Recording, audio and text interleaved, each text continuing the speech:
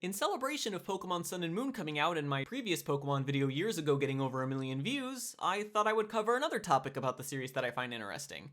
Though, admittedly, it is something I don't hear as much about recently. Whether people have gotten over it or just aren't as vocal about it anymore, I don't know. But as someone who grew up with Pokemon, it was something that came up frequently each new game that came out, and it tended to be more prominent each time. And that was arguing about Pokemon designs. Mainly, it was people seeing new Pokemon and not liking them as much as the original 151. At first it seemed like they couldn't quite put their finger on why that was the case, but when they saw designs for Pokemon such as Vanillite, they chalked it up as them not being as creative as they used to be. But the thing about the argument is that while it's subjective to determine how creative something is in and of itself, it's easy to argue creativity when comparing things to each other. A quick look at the original game shows just how unfounded the argument really is. It has a caterpillar, a bull, a crab, a goldfish, a starfish, an orange dog, a white seal, a purple rat, a purple snake, a purple pterodactyl, a purple shellfish, and literally a pigeon.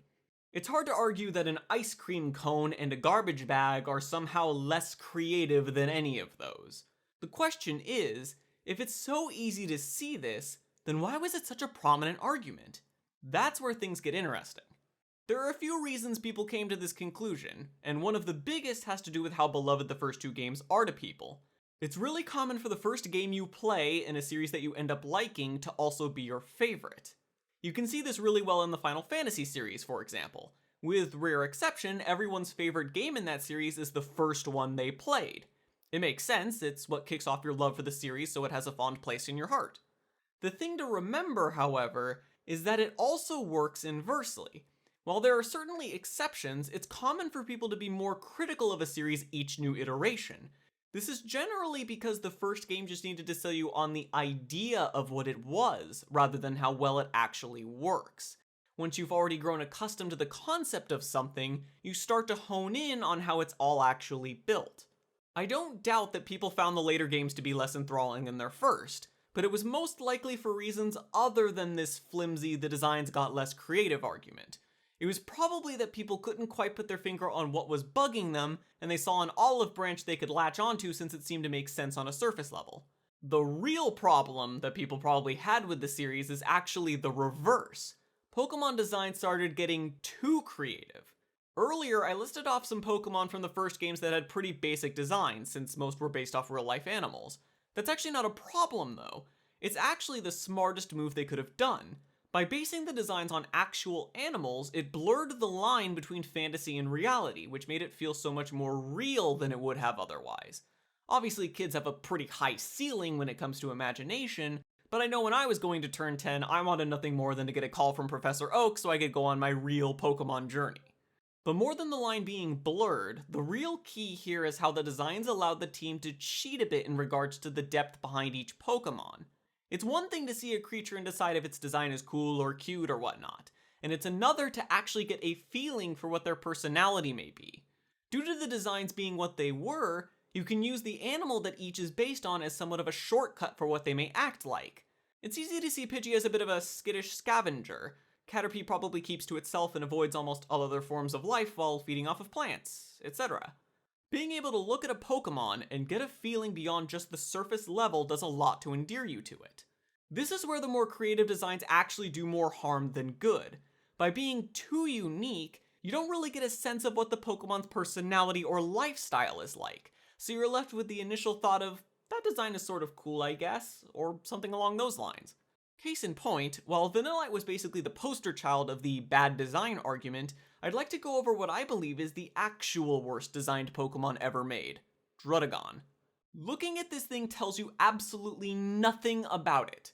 What environment does it tend to live in? Is it a hunter or a scavenger? What does the different color for its head mean? What about those spikes? What type of personality could this thing possibly have other than maybe possibly agitated? While looking at its Pokedex entry can glean some answers, it's a hunter that lives in caves and its head is really hard, none of this is conveyed clearly enough through the visual design. Nor are any of these details all that interesting. It's a big monster that hunts stuff. This isn't to say that designs that aren't based on actual animals are inherently bad, they're just at an inherent disadvantage. An exception would be the legendary Pokemon from basically any generation. They're over-designed in order to convey their immense power at a quick glance, though some are more effective than others by having the journey to find them or just their appearance being extremely atmospheric. My personal favorite is Giratina, whose disturbing arrival and personal distorted dimension is one of the few instances of the series managing to be genuinely creepy. Admittedly, some of the legendaries aim more for being cute than powerful, like Mew and Celebi, but it still works. The point is that your first viewing of new Pokemon tend to be when they just show up in the wild, so all you have to go off of is their visual design, and if it doesn't convey something interesting beyond just a surface level, people are less likely to care about them. That was the real problem people were having each new generation. Creativity is good, but it needs to have some kind of focus. If you just design things with no core idea in mind, it just comes across as a jumbled mess. It's the visual equivalent of white noise. Luckily, it seems the Pokemon Company have learned this themselves, as I watched everyone on the internet fall in love with Mimikyu, the Pokemon that wears a ragged Pikachu costume since it wants to be as adored as Pikachu is. Admittedly, aping a Pokemon design is as uncreative as any real animal, but the point is that there's a purpose behind it. It conveys something meaningful of its own. There is a bit more to this all than just a discussion on creativity, to be fair, including how 151 Pokemon was the perfect number. High enough to seem almost impossible to remember them all, but with time you can manage to do it. Hell, we got a sweet rap out of it. Adding more and more after that point just made it feel like overload. We have to remember more of them? Ugh.